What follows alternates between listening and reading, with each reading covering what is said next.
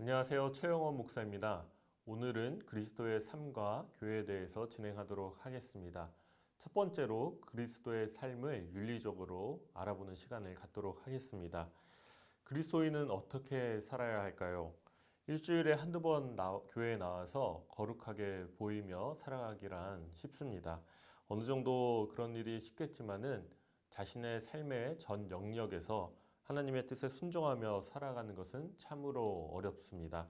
이전부터 지금까지 보아왔을 때 우리의 직장과 사업, 그리고 가정에서 참다운 그리스도인으로서 빛과 소금으로 살아가는 것은 참으로 어렵고, 그리고 정치 및 다양한 영역에서 선한 영향력을 드러내며 살아가는 것은 더욱더 어렵다는 것을 우리 모두 잘 알고 있습니다. 그렇다면 그리스도인들은 어떻게 살아가야 할까? 한번 알아보도록 할 텐데요. 첫 번째는 하나님의 영광을 위한 삶의 원리입니다. 고린도전서 10장 31절에 무엇을 하든지 다 하나님의 영광을 위하여 하라라는 말씀 구절이 있습니다. 거룩하시고 선하신 하나님의 이름에 합당한 영광이 돌아가도록 하라는 뜻입니다. 결국 우리의 생각과 말, 행동이 하나님께 누가 되는 것이 아니라 하나님의 영예가 되도록 살아가라고 그렇게 말씀하는 것입니다. 두 번째는 사랑의 원리입니다. 우리의 생각과 말과 행동이 사랑에서 나오고 그 과정이 사랑으로 이어지고 사랑을 목적으로 하라는 것입니다. 세 번째는 다른 사람의 유익을 위해 살아가라는 그런 삶의 원리입니다. 그들의 필요와 부족을 채워주고 연약함을 붙들어주고 서로의 짐을 나누어지는 삶을 말하는 것입니다. 섬김과 나눔, 봉사의 삶을 뜻하는데 이것은 사랑을 바탕으로 하고 또한 타인을 위하여 나누는 삶을 살아가는 것은 결국 하나님의 영광을 높이는 일이라 말할 수가 있겠습니다. 세 가지 모든 원리가 상호 적용된다라고 그렇게 말씀드릴 수가 있겠습니다. 이제 그리스도인의 가정 생활에 대해서 함께 이야기를 해보고자 합니다. 그리스도인의 가정 생활은 어떻게 해야 될까요? 가정은 반드시 한 남자와 한 여자가 결혼을 통하여 연합함으로 시작됩니다. 그 후 이 부부 사이에 아이가 생기면 이 아이 또한 구성원으로 구성이 되는 것이죠. 결국 이성 간의 사랑에 의한 연합이 가정을 구성하는 근본 원리라고 성경에서는 말씀하고 있습니다. 부부 관계에 있어서는 에베소서 5장에서 아내는 교회가 예수님께 복종하고 순종하듯 남편에게 그리하라라고 그렇게 말씀하고 있고, 남편은 예수님이 교회를 자기 몸처럼 사랑하고 아꼈듯이 아내를 자기 몸처럼 아끼고 사랑하라라고 말씀하고 있습니다. 이 구절에서 쓰인 단어, 즉 여자가 남편에게 복종하라라는 이러한 단어들 때문에 남녀 불평등이 아니냐라고 말씀하시는 분들이 간혹 있기는 합니다. 하지만 이 단어가 쓰인 것에 집중하는 것이 아니라 신랑 되신 예수님과 신부되는 교회 관계에서 이 말씀이 쓰여졌고 우리는 또 그렇게 이해해야 합니다. 신랑 되신 예수님은 교회를 섬기며 사랑하시는 리더로, 그리고 신부인 교회는 신랑의 사랑과 섬김을 받는 팔로워로 연합을 이루어가는 것처럼 가정도 섬기는 리더로, 그리고 섬김을 받는 팔로워로 생각해야 할 것입니다. 그리스도인의 경제 생활은 어떻게 해야 할까요? 한번 경제 생활에 대해서 이야기를 나눠보고자 합니다. 많은 그리스도인들이 주일에는 찬양대원, 그리고 교사, 또 예배위원 등으로 교회에서 봉사하고 주중에는 사업인, 직장인 등으로 일하면서 고민이 많을 것입니다. 교회에서는 거룩한 그리스도인으로 살겠노라 다짐하지만 삶의 현장 가운데서는 법적으로 그리고 성경적으로 바르지 못할 때가 종종 생기기 때문입니다. 그리스도인의 경제 생활과 관련된 신학적 원리들을 말씀드릴 텐데요. 첫 번째는 자유와 법칙의 원리입니다. 하나님께서는 에덴 동산에서 하나님의 나라의 원리를 자유와 법치로 확립하셨습니다. 동산의 나무 열매들은 임의대로 먹어도 된다고 그렇게 아담과 하와에게 말씀하시면서 자유의 원리를 말씀하셨고, 선악 나무의 실과는 먹으면 너희가 정령 죽으리라 라고 말씀하시면서 명령에 의해 법치의 원리가 확립되었음을 알 수 있습니다. 이 자유와 법치의 원리는 하나님의 법을 지키는 데에서 자유를 누리며 그렇게 하실 수가 있을 것입니다. 두 번째는 직업 소명론입니다.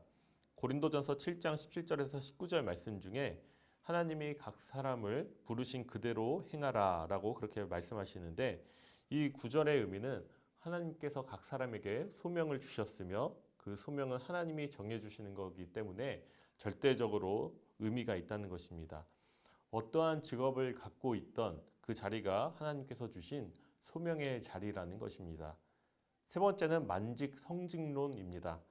두 번째 원리와 연결되어 있는데 베드로전서 2장 9절 가운데에 우리 그리스도인은 하나님 앞에서 왕 같은 제사장이다라고 그렇게 말씀하고 있습니다.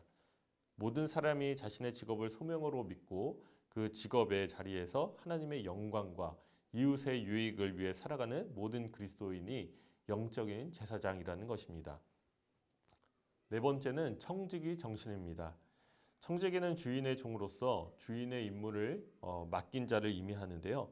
고린도전서 4장을 살펴보면 이 청지기는 충성을 다하여서 해야 되는 것을 말씀하고 있습니다.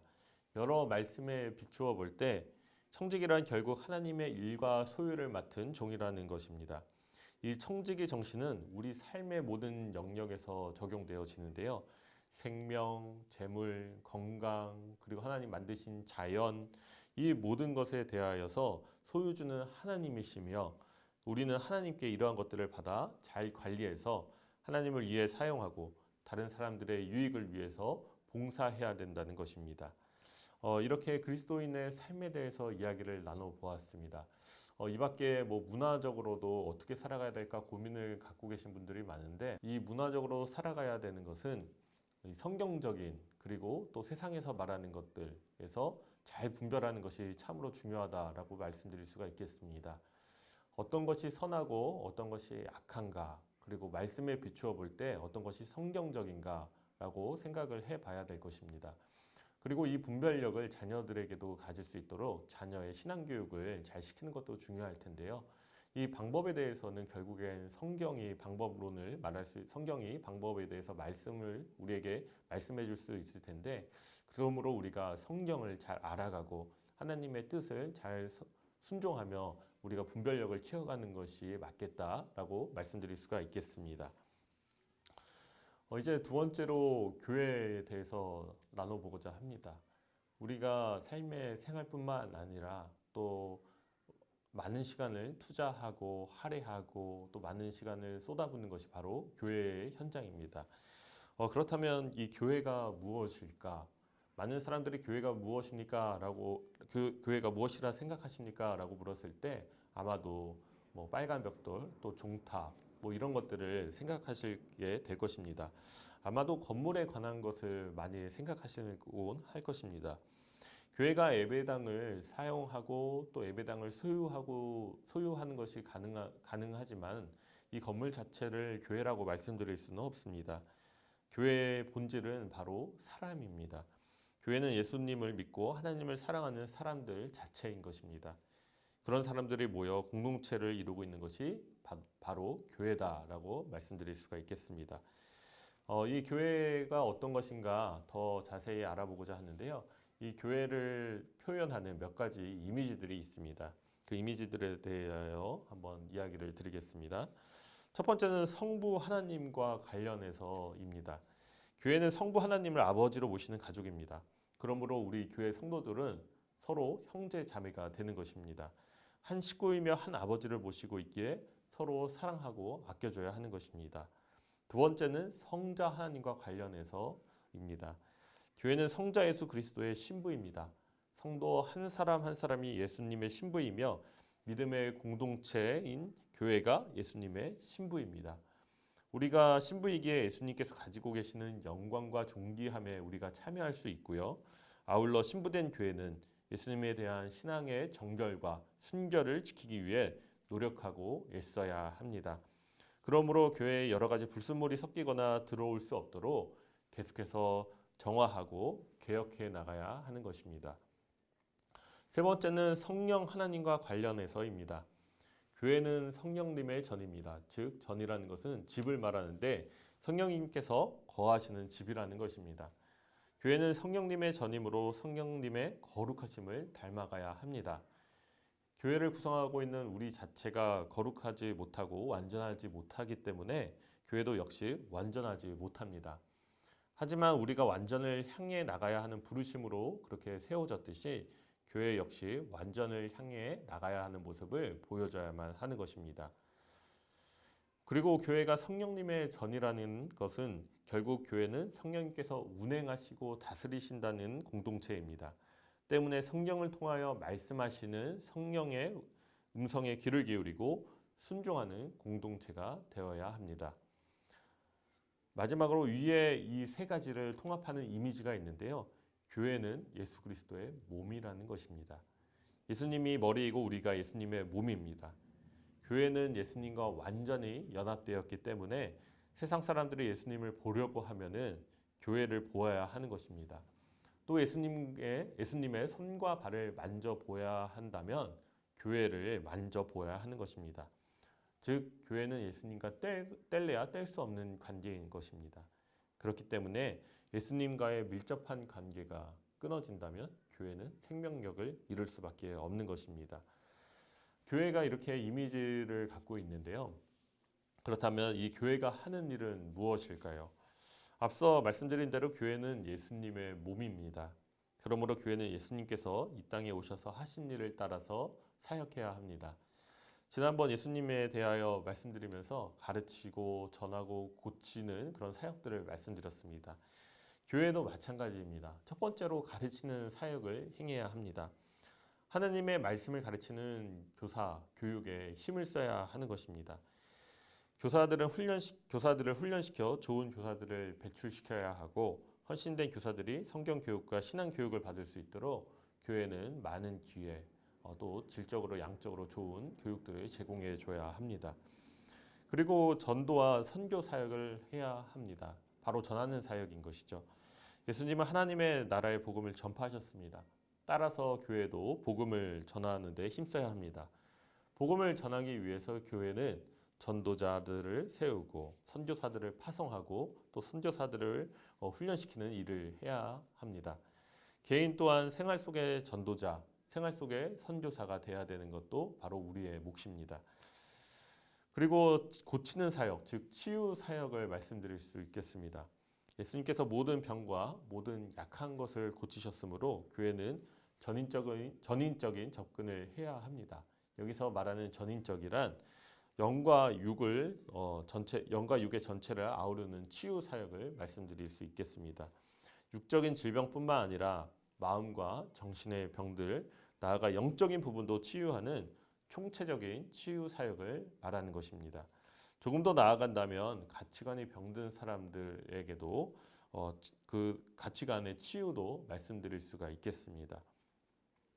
그리고 마지막으로 또 긍휼과 구제 사역을 해야 합니다.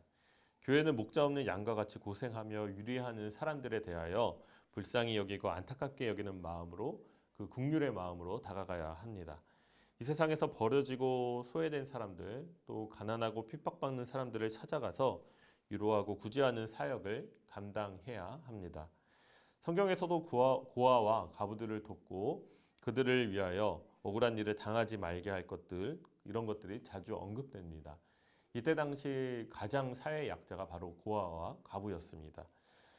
그리고 자주 언급되는 것이 바로 나그네죠. 이 나그네를 말하고 있는데 결국엔 성경에서 이 약자들을 보살피라라고 말씀한 것처럼 교회도 사회 약자들을 위하여 구제하고 돌보라는 것입니다.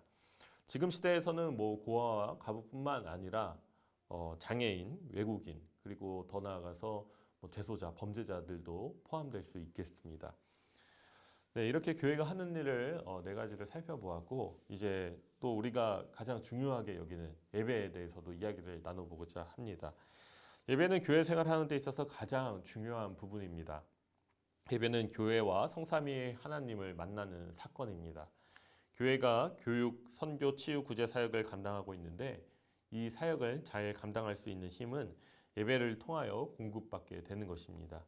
참된 예배의 감격과 기쁨이 없이 교회가 다른 사역을 감당할 수 있는 감당하기란 참으로 불가능하다라고 말씀드릴 수가 있겠습니다. 이제 교회를 교회되게 하는 특징에 대해서 살펴보고자 합니다.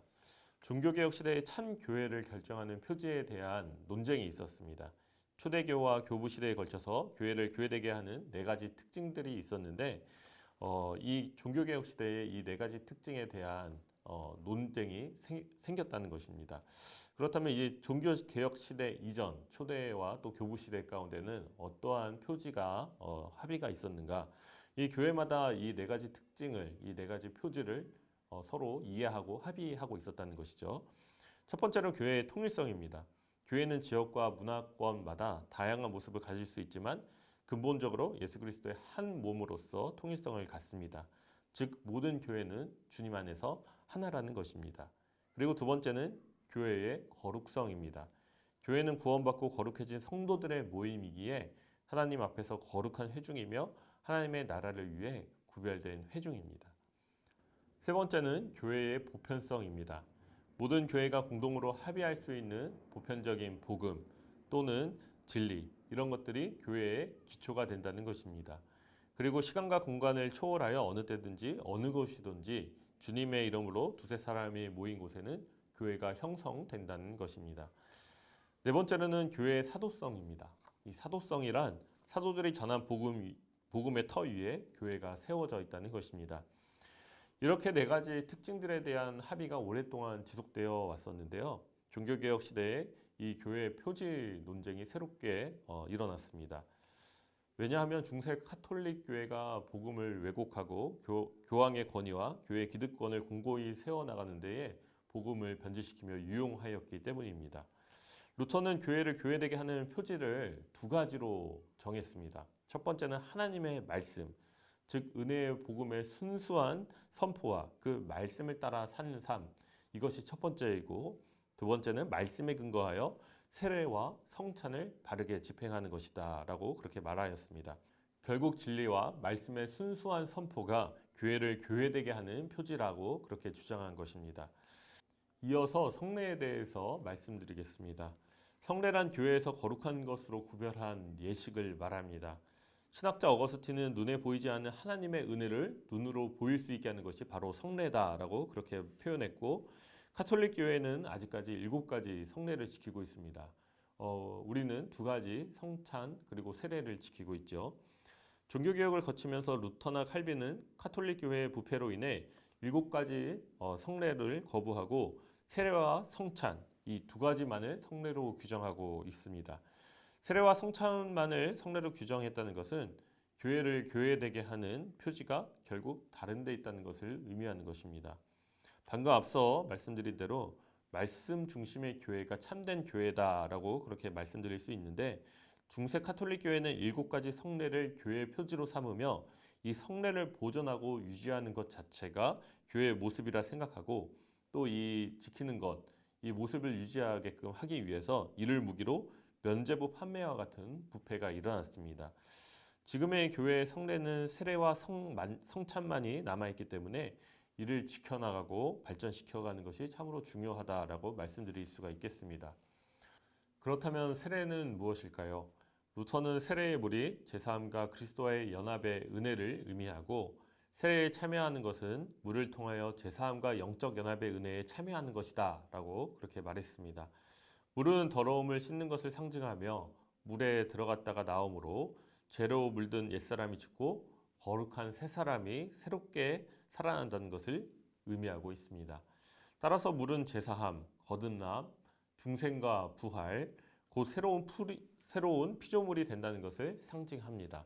이제 성찬에 대해서 말씀드리겠습니다. 루터가 성만찬에 대하여 말하기를 떡과 포도주가 예수 그리스도 대속의 죽음과 그로 말미암는 죄사함을 의미하고 성찬에 참여하는 것은 떡과 포도주로 상징되는 그리스도의 대속의 은혜에 참여하는 것이다 라고 말했습니다. 우리가 성찬에 참여할 때 예수님이 어떠한 방식으로 현존하시느냐에 대한 논쟁이 있습니다. 카톨릭 교회는 성찬의 떡과 포도주가 예수님의 살과 피로 실제로 변한다는 화채설을 말하고 있습니다.